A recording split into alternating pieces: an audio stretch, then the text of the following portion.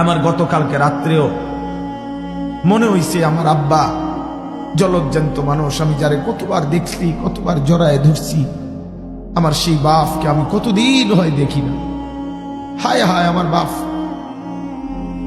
কেমন আছে? এরকম আমাদের চোখের সামনে প্রতিদিন যাকে আমি দেখছি জলজ্জান্ত মানুষ, হাঁটতো, চলতো, উঠতো, বসতো, খাইতো, ঘুমাইতো, হাত নাড়তো, পাও নাড়তো, চোখ মেলতো, কানে শুনতো, কথা বলতো, সেই তরতাজা মানুষটা নাই, হারিয়ে গেছে অন্ধকারে, কবরে। আর কোনোদিন পৃথিবীর আলো বাতাস দেখবে না। এমন জলজ্জান্ত বাস্তব সত্য এতবার দেখবার পরেও যার কলিজায় আল্লাহকে মনে হইল না, আখিরাতকে মনে হইল না, কবরকে মনে, আরে তুই জানোয়ার না তো কে জানোয়ার বেটা? তুই মানুষের বাচ্চা কেমনে বেটা?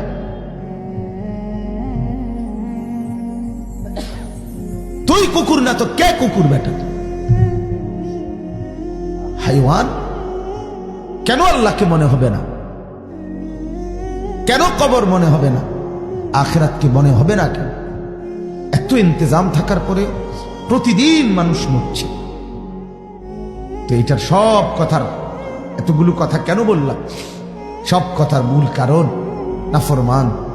নাফরমান চোখ বন্ধ হয়ে গেছে, নাফরমানের কান বন্ধ হয়ে গেছে, নাফরমানের দিল বন্ধ হয়ে গেছে। বেঈমান সিদ্ধান্তই নিয়েছে, আমি তাকাবো না কোনো দিকে, আমি শুনবো না কারো কথা, আমি দেখবো না কোনো কিতাব, আমি কারো দিক নির্দেশনা মানবো না, আমি চলবো, করব, আমি শুনবো, আমি বলবো তাই যা আমার মনে চায়। কি চায় বলেন না? মনে চায়। ইত্তেবাউল হাওয়া, চাহিদার অনুসরণ, খামখেয়ালি, খামখেয়ালি। আপনি জিজ্ঞেস করেন না ছেলেকে, যুবক দাঁড়াইয়া পেশাব করো কেন? আমার ইচ্ছা। সারাদিন মোবাইল টিপো কেন? আমার ইচ্ছা। সারা রাত উলঙ্গ ছবি দেখো কেন? আমার ইচ্ছা। সারা রাত ঘুমায় থাকো কেন? আমার ইচ্ছা। এই বাবা একটা ওয়াক্ত নামাজ পড়ো না কেন? আমার ইচ্ছা, আমার ইচ্ছা। কালকে আমি এক মাহফিলে এক ছেলেকে বললাম, বাপ মাহফিলের ভিতরে বসা বুট খাইও না, এমনি হাতের ইঙ্গিত দিছি। আমি তাকায় দেখি হে হাসতেছে আর এমনি বুট খায়। আবার বলছি, আবারও, মানে অর্থাৎ আমি যে একটা মানুষ বলতেছি, জানোয়ারে এই কথাটাও ভাবতেছি। এতটা মুর্দা হয়ে গেছে দিল, কোনো ফিকিরে নাই, কোনো ফিকিরে নাই, কোনো অনুভূতি নাই, হেতে হেতে বুট খাইতেছে। এজন্য বললাম, আল্লাহ তাআলা এই আয়াত এবার শুনেন কি বলছে। এতগুলো কথা এটার জন্য। আর মনে করেন প্রথম কথা, আমি মুমিন, আমি মুসলমান, আমার উচিত জান্নাতি হওয়া, জাহান্নাম থেকে বাঁচা, আল্লাহ তাআলার সন্তুষ্টি অর্জন করা। আর জান্নাতে যাওয়ার জন্য, জাহান্নাম থেকে বাঁচার জন্য, আল্লাহ তাআলার সন্তুষ্টি অর্জনের জন্য আল্লাহ তাআলা দুইটি ব্যবস্থা রাখছেন। এক, কিতাবুল্লাহ, দুই, রিজালুল্লাহ। আল্লাহর পক্ষ থেকে মনোনীত কিতাবও রেখেছেন, আল্লাহর পক্ষ থেকে মনোনীত বান্দাও রাখছেন কিতাব বুঝাইয়া দেওয়ার জন্য। কাজেই পথ হারাইবার কোনো কারণ নাই, জান্নাত মিস হওয়ার কোনো কারণ হইতে পারে না। তাহলে কি কারণ? কারণ একটাই, মনের চাহিদাকে সিদ্ধান্ত নিছে, মনের চাহিদা মতো আমি চলমু, নফসের চাহিদা মতো আমি চলমু। আমার হাওয়া, হাওয়া মানে আরবি হাওয়া, বাংলা হাওয়া না, হা ওয়াও ইয়া, এটা আরবি শব্দ, অর্থ হলো মনে যা চায় তাকে অনুসরণ করা। ইত্তিবাউল হাওয়া, খাহেশাতে নফস, এটাই ফয়সালা নিয়ে নিচ্ছে, এটাই ফয়সালা নিয়ে নিচ্ছে। এলাকার মানুষ কি বলে, দেশ কি বলে, সমাজ কি বলে, পাড়া কি বলে, মানুষের রুচি কি বলে, কিচ্ছু আমার দেখার নাই। আমি জঙ্গলি, আমার মনে যা চাই তা। আপনারা অনেকে জানেন, আমি আমার শিক্ষকতার জীবনে আরো আগে 10-12 বছর আগে একবার এক ক্লাসে এক ছাত্ররে আমি এমনি একদিন বলছিলাম যে পড়না মানে পড়া জিজ্ঞাসা করছি, হে কয় পারি না। তা আমি বললাম যে পারো না কা? হেতে কয় পারি না আর কি, পারে না। মা আমি কই কি রে, ডাকাই এদি এমনি কথা কয়, মানে পারি না আর কি। আমি কই পারো না, পারি না এই জন্য। মানে এটার কথার ঢঙই হইল যে মানুষ, এটাই বুঝা যাইতেছে। আমি বললাম, বাপ তুই তো লক্ষণটা ভালো দেয়া গেল না, কথার ঢংটা তো সুন্দর হইল না বাবা। ঠিক 15 দিন পরে দেখি মসজিদে হেতের বিচার হইতে আছে মাদ্রাসার মসজিদে। কি বিচার? তা আস্তা ব্যাং কাইটটা এটা রাঁধছে খাইতে।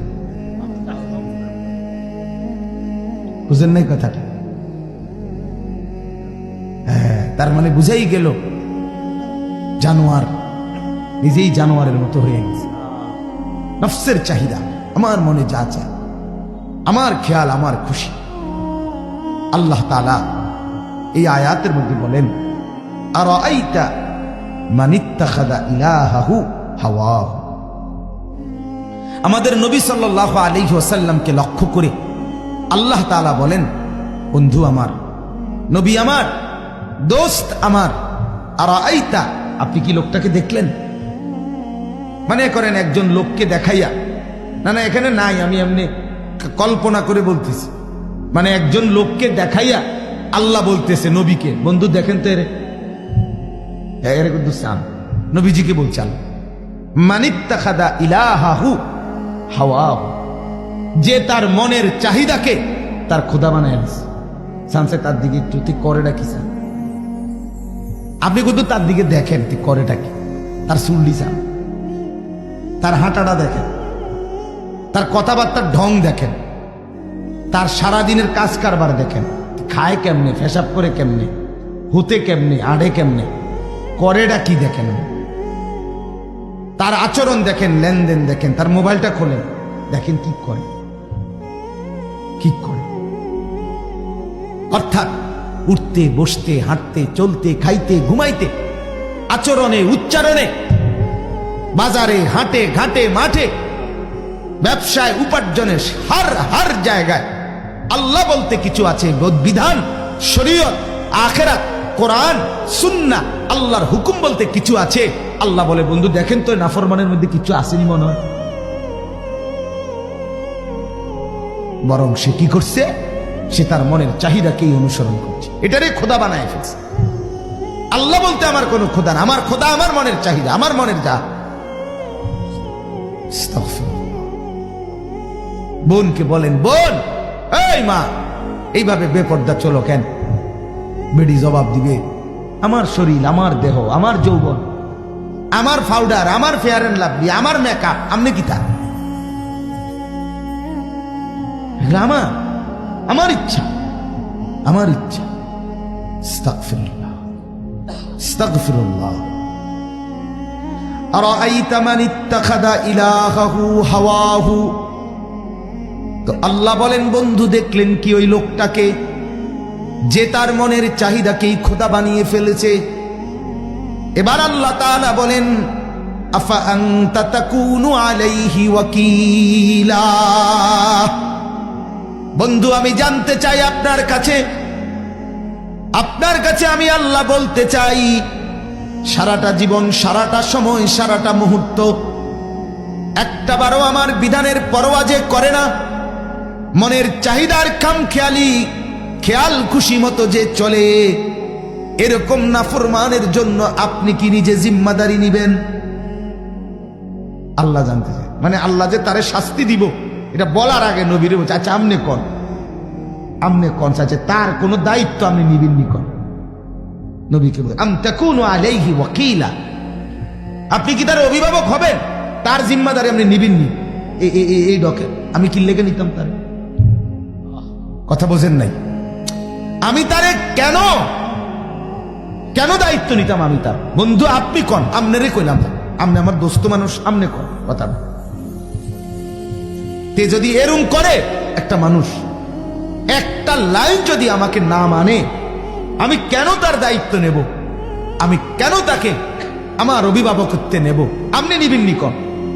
আমরা এরম বলি না? আরে এরম অসভ্যর দায়িত্ব আপনি নিবেন, আপনি ভর্তি করেন, আপনি করান। আমরা তো অনেক সময় রাগ করে বলি, সুপারিশ করতে আইছে ছাত্র লইয়া, আমনে করা আছে,